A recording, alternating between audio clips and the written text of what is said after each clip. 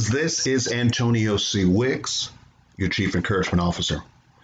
And I think you can tell from the graphic, the topic of today's discussion, yes, it is about credit.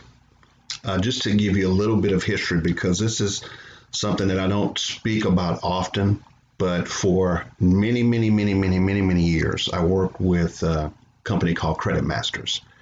And we have a Facebook page with them. They also work with my notary company, Antonio C. Wicks Mobile Notary. And I've been able to do, through their training, of course, some phenomenal work in terms of helping people repair their credit, bankruptcies removed, which I thought was, a miracle, but with the proper training and the proper verbiage, those things are achievable. But what I wanted to talk about today really was credit cards, and in particular, what you should or should not do, whether you have paid off a credit card balance or the balance is not paid. One of the worst things that you can do is to cancel and close a credit card. And I'll tell you why. I did a post previously, I shared a post previously from Credit Masters, and it talked about the fact that when you close an account, whether it's in good standing or not, you lose all of the payment history from that account. Why is that important? Well, payment history actually makes up about 35% of your total overall FICO credit score. So let's say you pay off a credit card, you say, yes, I'm celebrating, I don't want to use this card again, I'm canceling this card.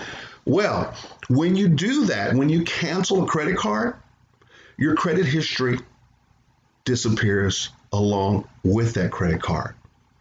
And that can make a huge impact, especially if you've had a card for 3, 4, 5, 6, or 10 years. The longer the history of the credit card, the bigger the reduction in your credit score will be if you cancel that credit card.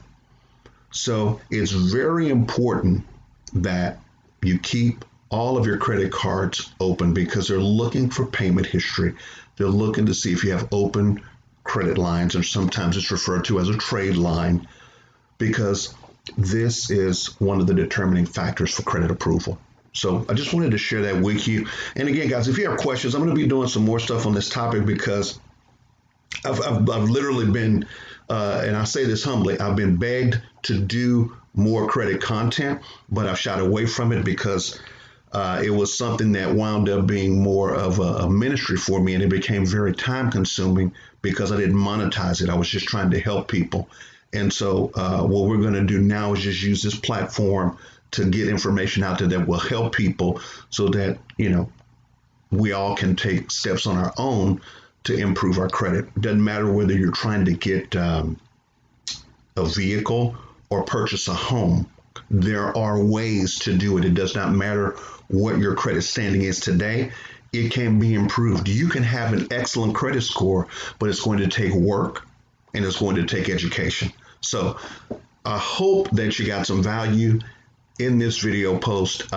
Again, subscribe to the page, like it, and comment if you'd like to, hear about something specific, and we can really kind of deep dive into credit, because I know it's something that's held a lot of people back, especially those of us that are entrepreneurs, because employment history is a big driver.